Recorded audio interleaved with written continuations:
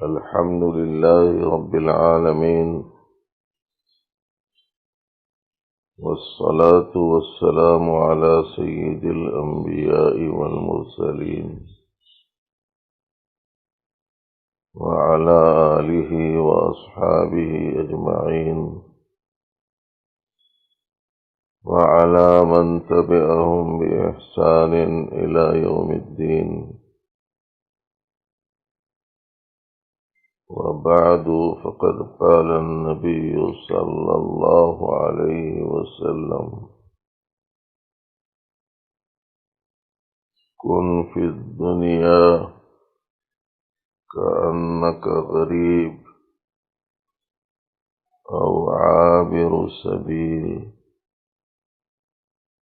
أو كما قال عليه الصلاة والسلام. معزز سامعین کرام، حاضرین مجلس، دنیا میں نبی علیہ السلام نے اجنبی کی طرح یا مسافر کی طرح رہنے کا حکم فرمایا ہے، تعلیم دی ہے، اس لیے کہ دنیا جی لگانے کی جگہ نہیں، اور دنیا کوئی مستقل ٹھکانہ نہیں. جیسے آدمی اجنبی سا رہتا ہے، کھیل کود، لذات، خواہشات وغیرہ میں نہیں لگتا، یا جیسے مسافر راحت اور آرام، عیش اور تکمیل خواہشات میں نہیں رہتا، ایسے ہی ایک مسلمان کو اس دنیا میں اجنبی کی طرح یا مسافر کی طرح زندگی گزارنے کی تعلیم ہے. اگر یہ دو باتیں آدمی کو سمجھ میں آ جاتی ہیں تو پھر وہ ایسی صورت میں اپنی نظر حقیقی منزل کی طرف لگا کر رکھتا ہے، راستے کے مناظر کی طرف توجہ لگا کر نہیں رکھتا. جو اس کے نظر کے سامنے مختلف مناظر آتے ہیں، لیکن وہ اس کو اپنی منزل نہیں سمجھتا، اور ان کی طرف ایسا متوجہ نہیں ہوتا کہ منزل ہی کو بھول جائے. جیسے آدمی کو یہاں سے دلی جانا ہو تو راستے میں اسے بہت سے مناظر اس کے سامنے آئیں گے، بڑے بڑے اسٹیشن ہوں گے، اونچی اونچی بلڈنگیں ہوں گی، کھیت باغات ہوں گے، ندیاں نہریں ہوں گی، جھاڑ پہاڑ ہوں گے، پانی پر بندھے ہوئے پل ہوں گے، پہاڑوں میں سرنگیں ہوں گی، یہ سب اس کی نگاہوں کے سامنے تو آئیں گے، لیکن ان میں سے یہ کسی کی طرف ایسا متوجہ نہیں ہوگا کہ وہ منزل کو بھول جائے اور منزل کی طرف جانے سے اس کا سفر رک جائے، 2-4 منٹ کہیں رکے گا ٹرین کے رک جانے کی وجہ سے، چائے پی لے گا، بسکٹ کھا لے گا، پانی پی لے گا، لیکن یہ کہ یہ اسٹیشن کتنا خوبصورت ہے، کتنا بڑا ہے، یہ ریلوے کا کتنا بڑا جنکشن ہے، لوگوں کی یہاں بھیڑ بھاڑ کیسی ہے، جب سفر کی جگہ ہی پر لوگوں کی تعداد اتنی زیادہ ہے تو پھر شہر کتنا بڑا ہوگا، وہاں کی ہوٹلیں کیسی ہوں گی، دیکھ کر آنا چاہیے۔ ٹرین رکی تھی 10 منٹ کے واسطے، لیکن یہ شہر دیکھنے چلا گیا، وہاں کی بڑی بڑے ہوٹلوں کا نظارہ کرنے میں لگ گیا، وہاں کی مشہور ہوٹل میں کھاتے پیتے بیٹھ گیا۔ ظاہر ہے کہ اس نے راستے میں ملنے والی چیزوں پر اپنی نظر لگا دی، اپنی توجہ انہی چیزوں پر مبذول کر دی، نتیجے میں منزل کی طرف سفر بھی رک گیا اور ذریعہ سفر بھی چھوٹ گیا، اس لیے کہ ٹرین رکی تھی 10 منٹ کے لیے اور یہ 1 گھنٹے کے بعد واپس ہوا۔ ظاہر ہے کہ ایسا کوئی مسافر نہیں کرتا ہے۔ اب یہی حال اس وقت میں اکثر انسانوں کا ہے کہ انہوں نے راستے کو منزل سمجھ لیا اور اسی راستے میں نظر آنے والی چیزوں ہی کو اپنا مطلوب، اپنا مقصود بنا لیا، بلکہ اپنا محبوب بنا لیا، اور اس میں اس درجے مصروف ہو گیا کہ اسے نہ سفر یاد رہا، نہ منزل ذہن میں رہی۔ ظاہر ہے کہ ایسا شخص ایک ناکام شخص قرار دیا جائے گا۔ اسے بھیجا گیا تھا مخصوص مقام پر پہنچنے کے لیے، وہ وہاں نہیں پہنچا بلکہ راستے کی چیزوں میں مشغول ہو گیا۔ ایسے ہی اس وقت میں عمومی طور پر انسانوں کا حال ہے۔ اسی واسطے کسی کہنے والے نے کہا تھا 2 دن کا یہ سفر ہے، ہر آدمی مسافر ہے یہاں، ہاں وہ ظاہری طور پر سفر والی حالت میں ہو یا ظاہری طور پر سفر والی حالت میں نہ ہو۔ مثلا اپنے گھر پر ہے تو ظاہر ہے کہ گھر پر رہنے کی صورت میں سفر پر ہے نہیں سمجھتے لوگ، اپنی ہی بستی میں ہے تو سفر پر ہے نہیں سمجھتے لوگ، اپنی ہی منزل میں گھر میں ہے، اپنے ہی بستر پر ہے، سفر پر نہیں سمجھتے لوگ۔ حالانکہ حقیقت یہ ہے کہ ہر آدمی سفر پر ہے، سفر میں ہے، اور اس کا سفر جاری ہے، لیکن یہ سفر سانسوں کے ذریعے سے جاری ہے۔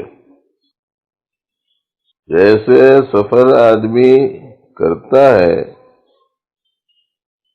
راستہ طے کرتا ہے، تو اپنے دو قدموں کے ذریعے سے کرتا ہے۔ اسی طریقے سے ہر انسان مسلسل سانسیں لیتا رہتا ہے، اور ان سانسوں کی بھی اللہ نے جو ترتیب بنائی ہے وہ کچھ ایسی ہے کہ ان کی شکل بھی دو قدموں جیسی ہے۔ ایک سانس اندر آتی ہے، ایک سانس باہر نکلتی ہے، تو گویا یہ دو قدم ہیں۔ اب آدمی گھر پر ہے تو بھی سانسیں جاری ہیں، کسی جگہ جا رہا ہے تو بھی سانسیں جاری ہیں، بیٹھا ہوا ہے تو بھی سانس چل رہی ہے۔ شاید اسی واسطے سانس کو چلنا کہتے ہیں، سانس چل رہی ہے۔ کوئی آدمی ایک جگہ سے دوسری جگہ جا رہا ہے تو کہتے ہیں چل رہا ہے۔ ایسے ہی سانس بھی چل رہی ہے، ٹھہری ہوئی نہیں ہے۔ ہر آدمی مسلسل سانسیں لے رہا ہے، اس کی سانسیں چل رہی ہیں، تو اس کا مطلب یہ ہے کہ وہ سفر کر رہا ہے۔ اور نبی علیہ السلام نے بتایا کہ دنیا میں تم بس راستہ طے کرنے والے کی طرح رہو۔ ارشاد نبوی صلی اللہ علیہ وسلم بھی کس قدر عظیم الشان ہے کہ انسانوں کو بتلا دیا کہ تم حقیقت میں مسافر ہی ہو، راستہ ہی طے کر رہے ہو، منزل کی طرف رواں دواں ہو، اور اپنی حالت ایسی ہی بنائے رکھو جیسے ایک سفر کرنے والے اور راستہ طے کرنے والے کی حالت ہوتی ہے۔ راستے کی چیزوں میں دل نہیں لگاتا،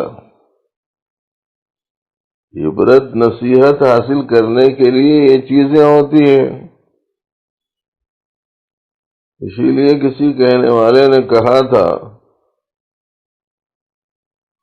جگہ جی لگانے کی دنیا نہیں ہے، یہ عبرت کی جا ہے، تماشا نہیں۔ دنیا جی لگانے کی جگہ نہیں ہے۔ بہت سے لوگ کسی سے اپنا دل لگا لیتے ہیں، اور ایسا لگاتے ہیں کہ یہ بھول جاتے ہیں کہ وہ سفر میں ہیں۔ اس بات کو بھول جاتے ہیں کہ ان کی منزل یہ نہیں ہے، اس بات کو بھول جاتے ہیں کہ انہیں کیا کرنا ہے، جو نہیں کرنا ہے اس میں لگتے ہیں، جس سے دل نہیں لگانا ہے اس میں دل لگا لیتے ہیں، جہاں پہنچنا ہے اس کی فکر چھوڑ دیتے ہیں۔ وہاں پہنچ کر کیا چیزیں کام آنے والی ہیں اس کو نظر انداز کر دیتے ہیں، اور جب آدمی منزل کو بھول جاتا ہے وہاں کام آنے والی کیا چیزیں ہیں جب ان کو نظر انداز کر دیتا ہے تو ایسی صورت میں وہ آخر کار نقصان سے دوچار ہوتا ہے۔ ابھی دی گئی مثال میں دہلی جانے والے شخص کا راستے کے کسی اسٹیشن پر رک جانا اور وہاں لذات و خواہشات کی تکمیل میں لگ جانا اس کو ذریعے سفر سے محرومی کا سبب بن جاتا ہے۔ اس طریقے سے اس کا چلتا سفر رک جاتا ہے۔ لیکن ہماری جو صورتحال ہے یعنی پورے انسانوں کی،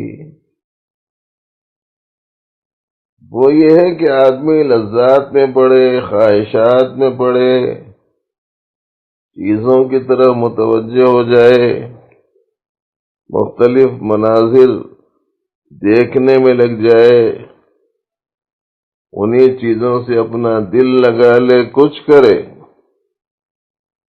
لیکن اس کا سفر جاری ہے اور اسے وہاں پہنچنا ہے ہر صورت میں۔ اب جس مسافر نے منزل یاد رکھی، مقصد یاد رکھا،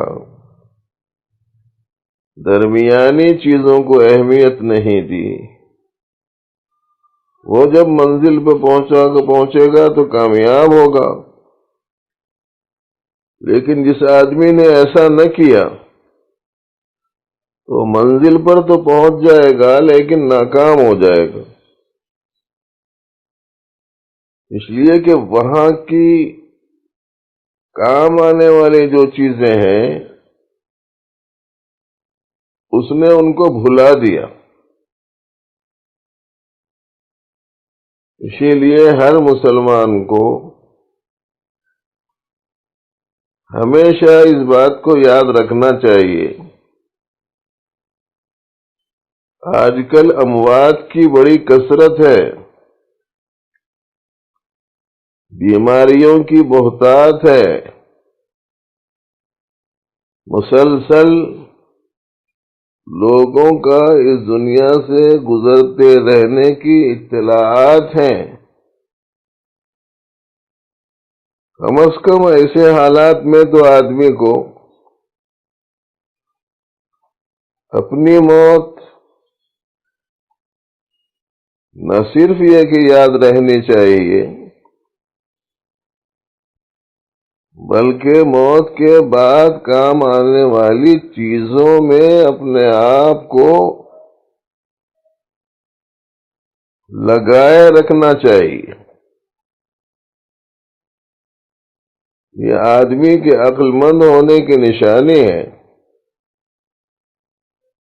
اور آدمی کے آخرت پر ایمان کے ہونے کی علامت ہے۔ نور ہدایت کے دل میں آ جانے کا ایک نشان ہے۔ حدیث شریف میں آتا ہے کہ جس شخص کو 3 چیزیں حاصل ہو جائیں سمجھ جانا چاہیے کہ وہ اپنے رب کی طرف سے ایک نور کو پایا ہوا ہے، گویا اس کے دل میں خاص روشنی آ گئی ہے، جس نور کو آپ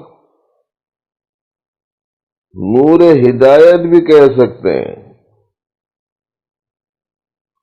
3 علامتیں جو نبی رحمت صلی اللہ علیہ وسلم نے ارشاد فرمائی ہیں، ان میں سے ایک ہے دنیا سے آدمی کے دل کا ہٹ جانا، اس واسطے کہ یہ راستے کی چیزیں ہیں، یہ دل لگانے کی چیزیں تو ہے نہیں۔ ویسے بھی انسانوں کی تاریخ گواہ ہے کہ جتنوں نے بھی دنیا سے دل لگایا وہ محروم ہی رہے، دنیا انہیں ملی نہیں، ملے جیسا دکھائی دی مگر ملی نہیں۔ ہزاروں لاکھوں کروڑوں لوگ گزرے، بڑے بڑے بادشاہ، بڑے بڑے رئیس، بڑے بڑے مالدار، بڑی بڑی جائیدادوں والے، سبوں نے اپنی ان چیزوں سے دل لگایا، لیکن دنیا ان کو لگی نہیں،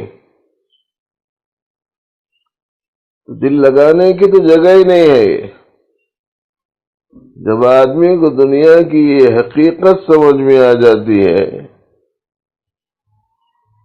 تو پھر وہ دنیا سے دل نہیں لگاتا، اس کا دل اس سے ہٹ جاتا ہے۔ اسی لیے ہمارے بڑوں کا ایسے حالات میں جبکہ یہ سمجھ میں آ رہا تھا کہ دنیا کی دولت وغیرہ انہیں حاصل ہو سکتی ہے اور اس دنیا ان کو اپنے دام فریب میں گرفتار کر سکتی ہے، تو ان لوگوں نے کہہ دیا تھا کہ دھوکہ کسی اور کو دے، یعنی تجھ سے تو دھوکہ وہ کھائے گا جو تیری حقیقت کو نہیں جانتا۔ اسی لیے اللہ پاک نے قرآن پاک میں فرمایا دنیا کی زندگی دھوکے کا سامان ہے، دنیا کی زندگی تمہیں دھوکے میں نہ ڈال دے۔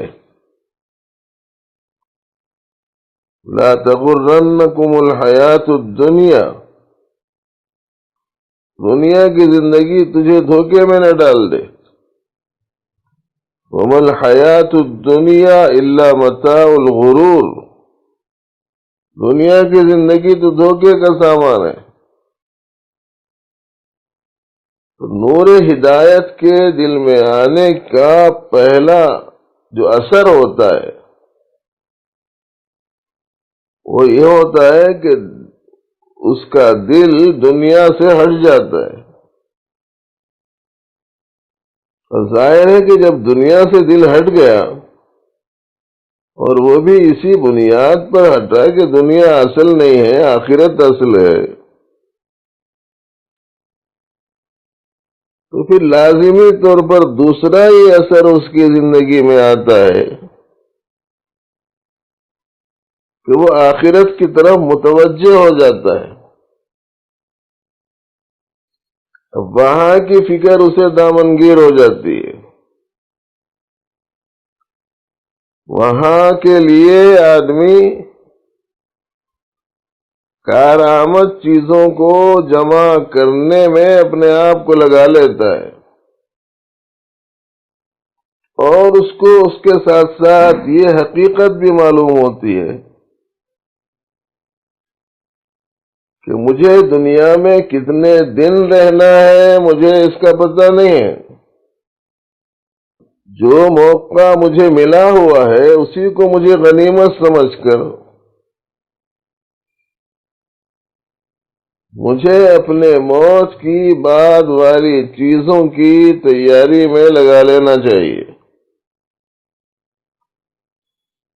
تو یہ اثر اس کی زندگی میں پایا جاتا ہے۔ اب وہ گویا موت کی تیاری میں لگتا ہے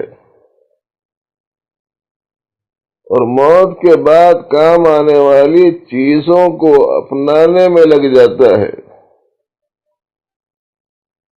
یہ تین علامتیں اگر کسی دل میں جمع ہو جاتی ہیں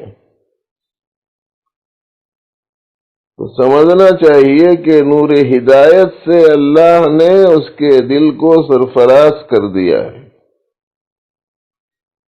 اسی لیے نبی رحمت صلی اللہ علیہ وسلم کا یہ ارشاد ذہن میں رہے کہ آپ نے فرمایا کہ دنیا میں اجنبی کے مانند یا مسافر کی طرح رہو۔ یہ تو ایک ارشاد نبوی صلی اللہ علیہ وسلم یاد آیا تو میں نے آپ کے سامنے رکھا۔ ایک دوسری جو ضروری گزارش ہے، جو تھوڑی سی اس سے جدا گانا ہے، وہ یہ ہے کہ بھائیوں، اس وقت میں جس وائرس کا تذکرہ جگہ جگہ ہے اور امراض کی کثرت سننے میں آ رہی ہے، اموات کی زیادتی سننے میں آ رہی ہے، اس کے لیے جو طبی ماہرین ہیں ان میں سے بہت سوں کا جو مشورہ ہے وہ یہ ہے کہ ہاتھوں پر دوا کا مل لینا، چہرے پر ماسک کا لگا لینا، یہ سب دوسرے درجے کی چیزیں ہیں۔ پہلے درجے کی جو چیز ہے وہ یہ ہے کہ آپ ملنے جلنے سے، کسی جگہ اکٹھا ہونے سے احتیاط کریں، گھروں میں رہیں، چند ہفتے اور کاروبار کو بند رکھیں، کہیں جانے آنے سے جہاں تک ہو سکے پرہیز کریں۔ بلکہ ہماری گزارش ہے ایسے لوگوں سے جو دعاؤں کے لیے یا مشوروں کے لیے علماء کے پاس جاتے ہیں، مشائخ کے پاس جاتے ہیں، ان کے پاس بھی جانے سے گریز کریں۔ فون پر کیفیت بولے اور وہ فون پر جو دعا بتلا دیں اس پر عمل کریں۔ ایک سے دو، دو سے چار، چار سے آٹھ لوگوں کی آمد و رفت اگر ہر وقت چلتی رہتی ہے تو یہ ان اصول اور ہدایات کے خلاف ہے جو موجودہ حالات میں لوگوں کو حفاظت صحت کے واسطے دی گئی ہیں۔ اس لیے برائے کرم مساجد میں بھی بھیڑ زیادہ نہ ہو، گھر پر نمازیں ادا کر لیں، البتہ مساجد میں اذان ہوگی، مختصر افراد کے ساتھ جماعت ہوگی، وہ موقوف نہیں ہونی چاہیے۔ باقی زیادہ تر گھروں میں رہیں، کاروبار کچھ دن ذرا بند رکھیں، اگر کہیں کسی قسم کی کوئی تقریبیں ہیں تو وہاں بھی بڑی تعداد میں جمع ہونے سے اپنے آپ کو روکیں، خود بھی محفوظ رہیں اور دوسروں کی بھی حفاظت کا ذریعہ بن جائیں۔ بہرحال یہ دو باتیں آج آپ کے سامنے رکھی گئی ہے۔ بنیادی اور اہم ترین بات وہ ہے جو پہلے آپ کو سنائی گئی ہے کہ یہاں ہم رہنے کے لیے نہیں آئے، جانے کے لیے آئے۔ ہم رکے ہوئے نہیں ہیں، سفر میں ہیں. ہماری منزل یہ نہیں ہے، آخرت ہے. اور ہمارا مقصود لذات نہیں ہے، اللہ کی خوشنودی اور مرضیات ہیں. کامیابی یہاں کی نہیں، حقیقی کامیابی آخرت کی ہے. بس اس کی تیاری میں ہمیں اپنے بقیہ اوقات کو گزارنا چاہیے. اللہ تعالیٰ علم صحیح اور عمل صالح کی توفیق ہم سب کو عطا فرمائے. ربنا لك الحمد ولك الشكر يا رب صل وسلم دائما ابدا. ربنا آتنا في الدنيا حسنة وفي الآخرة حسنة وقنا عذاب النار. اللهم إنا نسألك علما نافعا ورزقا واسعا وشفاء